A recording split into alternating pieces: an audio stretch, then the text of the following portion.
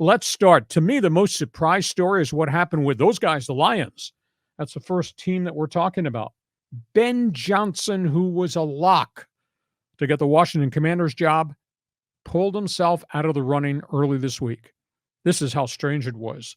The new owner, Josh Harris, of the Washington Commanders, that was the last team that had an opening. He was on his way on a plane to go to Detroit for a third interview with Ben Johnson to, quote, close the deal. And Ben Johnson made the decision to stay in Detroit with Dan Campbell rather than take the head coaching job that was probably going to be an offer an hour later when they landed in Detroit, when the Washington contingent landed there. I was stunned. From what I gather, what was kind of intimated to me, he liked the Washington job. Ben Johnson did because they had the second pick in the draft, and you're going to get the quarterback, and they don't have a quarterback. Mm-hmm. He was not given full authority. I don't know whether he tried to pull a power play at the last minute, but they already hired a general manager, very highly regarded, Adam Peters of the San Francisco 49ers. Oh, yeah. And he's been in place 4 weeks now. So at that point, I think Josh Harris, the incoming owner, said, no, I'm not going to give you total authority. I've got this guy with great credentials, having been with the 49ers, in Adam Peters, and he's going to make the shots. It'll be his team, his roster. You're going to be the coach of what you guys put together. So Ben Johnson backed away. Then we got the Seattle situation. Most everybody of the opinion Dan Quinn was going to be the guy because he had been there under Pete Carroll. And instead, Mike McDonald, the defensive coordinator of Baltimore Ravens, swooped in, and they hired him. He's got a pretty good history of rebuilding defenses with really young players. He knows gifted athletes, and there's just an attitude of the kind of player that he has coached under John Harbaugh. So that was a surprise that they went Mike McDonald, Baltimore, going to the Seahawks rather than Dan Quinn. And then in Washington, this morning, they just hired Dan Quinn of the Dallas Cowboys to be the Washington Commanders head coach. Ah, okay. Did a great job in Dallas, had some success in Atlanta. He actually took the Falcons to the Super Bowl. Then it fell apart. And prior to that, he worked for Pete Carroll in Seattle. So there's quite a resume there. So all the jobs now in the NFL have been filled. It was kind of weird, though, the way some of these things ended up. Now, the other names, Bill Belichick. Did he interview in Washington? I was told no, but I was told there was a Zoom call between the owner and Belichick. But I think the same thing happened. Belichick, Atlanta, Belichick, Washington. Belichick wanted total control. And I think Washington's new ownership had the same answer. We just hired Adam Peters. It's going to be his roster. He's going to be the general manager. At that point, the Belichick conversations ended. The Pete Carroll scenario, just stunned, but he is age 72. I don't think the game has passed him by. A little bit surprised he didn't get an opportunity in any of the interviews anyplace else. He was kind of peeved at the end that he kind of intimated, I have to explain myself to non-football people who own the Seahawks, which was kind of a shot at Paul Allen's widow, who kind of runs the franchise. And he lost a power play to the general manager, John Schneider. So Belichick and Pete Carroll might be on your TV. They're not going to be on the sidelines next season coaching. Then we got the storylines of lead TV analyst. Here comes Tom Brady, Fox, and that is Greg Olsen that he's going to remove. And Olsen has become a hot commodity.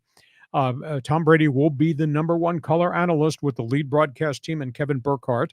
I'll be fascinated to see if Brady is going to be glib, how colorful Brady's going to get. We don't want a bunch of coach speak, but there's a comfort zone he's going to have to find if he's going to be talking about the quarterback in Seattle who's hot and cold. Is he going to say what has to be said, or is he going to sugarcoat it and et cetera, et cetera? Olsen's going to drop down to the number 2 color guy. He's going to work with Joe Davis. Joe Davis, of course, is the Dodger TV announcer, really does a great job on Fox in the NFL. And then we get to the TV ratings. I told you so. You know, when we had the divisional round, that Kansas City-Buffalo game drew 50 million TV viewers, and everybody said, I wonder if what's going to happen next weekend in the AFC-NFC Championship is going to top that. Well, Kansas City at Baltimore drew 55.5 million fans. All-time record on CBS for the AFC Championship game. And then the 49ers Detroit game, NFC Championship game, ended with 56.3 million viewers, second highest of all time for an NFC Championship game. And at one point at the end of the game, as Frisco was coming back from the big deficit, they had 63 million viewers in the fourth quarter of Whoa. that game. So the TV ratings have been superb. So, John, I threw there's a lot on your plate right there. Just your reaction to what's happened with these coaching situations, whether it's Ben Johnson, Detroit, whether it's Seattle, it's Belichick, Carroll, etc. Well, do you think maybe Ben Johnson was getting some other information from Washington that maybe this isn't a really good gig to take because they got a lot of other problems? And even if you got your quarterback that you wanted at the number 2 pick, it's still going to be a rough sledding. So do you think some of these coaches avoid taking those bad jobs, or do they say the heck with it? This is my only opportunity. I'm going to take the money and go. There's only 32 of these jobs on the planet. So I think you take the job. If I were him, I would have taken the job because new owner who's committed to fixing all the wrongs from the Daniel Snyder era. Mm-hmm. This is a clean piece of paper, and you're going to have the chance to bring your own staff together. Everybody from the Ron Rivera staff has been deported. You go there, you get the second pick in the draft. You're going to get a quarterback because they don't have a quarterback. They failed to have quarterbacks over the last 10 years. They got $70 million cap space with a new owner who wants to fix everything that's wrong with that actually sounds pretty good. So I'm a little bit surprised. Now, I will tell you, it's one of my favorite phrases, those of you listening to me on Sports Talk Radio. A lot of these jobs are like 3 Mile Island. There's nothing left. There's nobody around.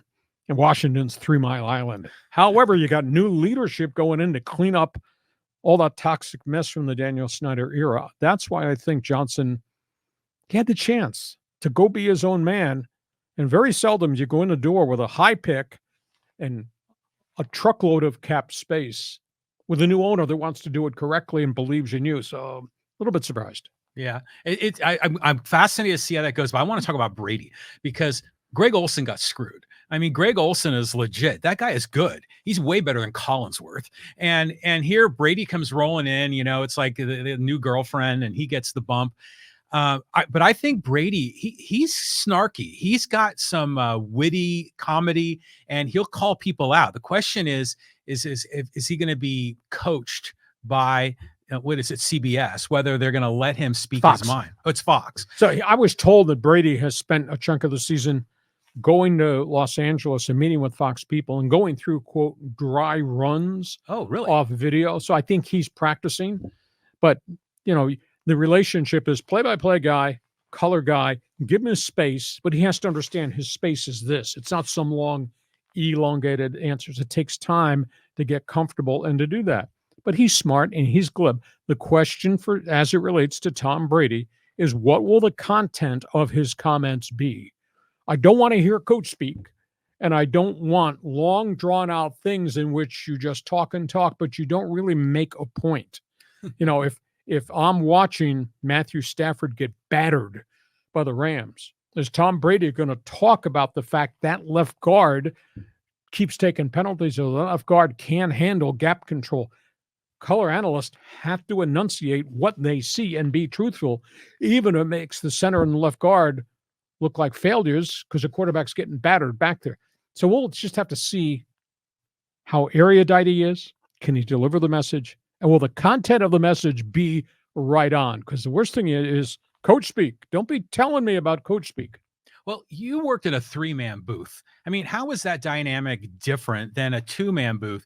I mean, because again, Olsen got robbed here. He had one of the top color jobs and it's gone now.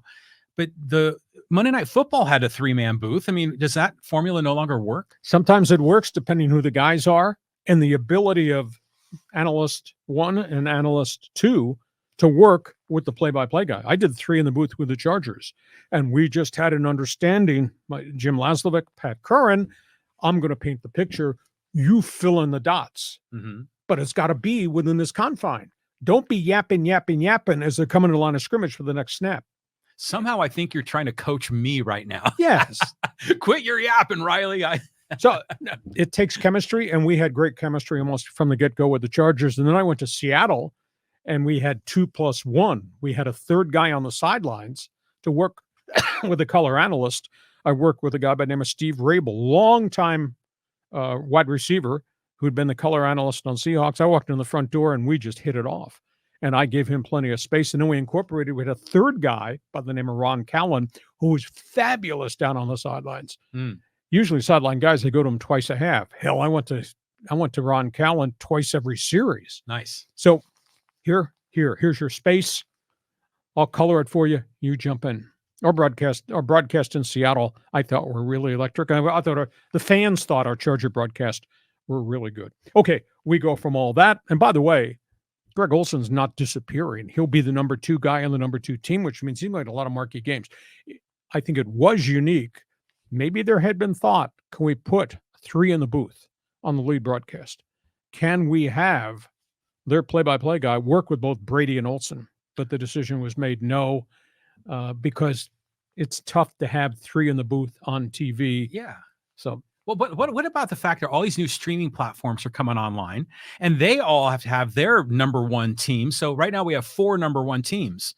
Maybe there's going to be 5 and 6, and that'll open up something for Olsen. Maybe, but again, I'll invoke my Al Michaels comment, and I like Al Michaels. I think he's the most complete broadcaster. Why'd you do this? Why did you take yourself off Sunday Night Football, him and Collinsworth, to go to Amazon, where they're not getting anywhere near the viewership you would get on regular? Why would you do that, except maybe it was a bigger payday? Yeah, I'm sure that's what it was. And Amazon's got money to spend. Yeah, and I think Michaels is great. I don't think it should have been off my network TV, because now you're going subscription, and the subscription viewership numbers are this compared to this on network TV. Yeah, but that's one man's opinion. That's going to change over time. Okay. All right, we go from that